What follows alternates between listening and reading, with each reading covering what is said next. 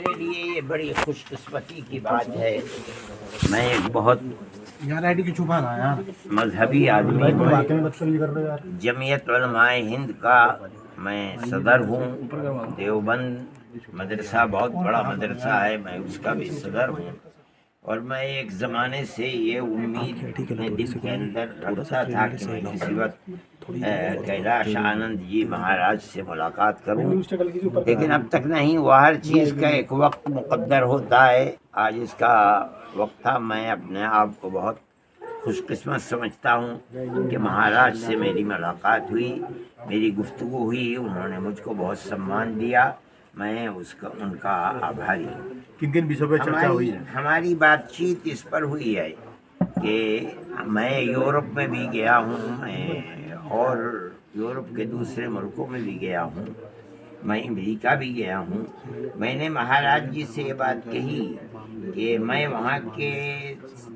وہاں جا کر کے مجھے ہر ملک کے لوگ وہاں ملے، جو پہچانے جاتے ہیں اپنی شکل و صورت سے، اپنی زبان سے، اپنے پہناوے سے.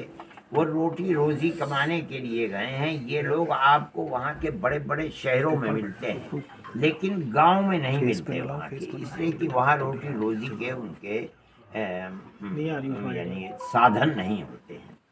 لیکن میں یہ کہتا ہوں کہ ہندوستان کے اندر آپ کسی بھی دیہات کے اندر چلے جائیں، وہاں آپ کو ہندو بھی ملے گا، مسلمان بھی ملے گا، اور اتنے زمانے سے رہتا ہوا ملے گا کہ انہیں یہ پتہ نہیں کہ کتنے 100 سال سے یہاں یہ لوگ رہ رہے ہیں، آپس میں پیار و محبت کے ساتھ رہتے ہیں.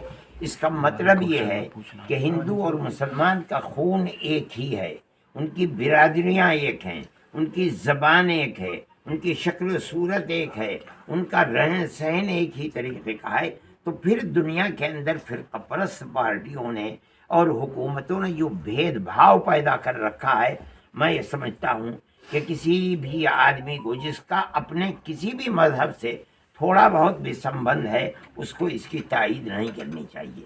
یہ بات میں نے موہن بھاگوت جی سے بھی کہی تھی، اور میں ہر جگہ کہتا ہوں. اور میں اسی پیغام کو لے کر کے مہاراج جی کے پاس آیا ہوں. مہاراج جی کو اس سلسلے کے اندر کوشش کرنی چاہیے. فرقہ پرست پارٹیاں آگ لگانا چاہتی ہیں، لیکن ہم مذہبی لوگ ہیں، مذہب کو ماننے والے ہیں. اگر ہماری آواز اس کے خلاف اٹھے گی، پیار و محبت کی اٹھے گی، انسانیت کی بنیاد پر ایک دوسرے کے ساتھ. بہت شکریہ. اور یہ اتراکھنڈ کی ٹوپی بہت بہت شکریہ.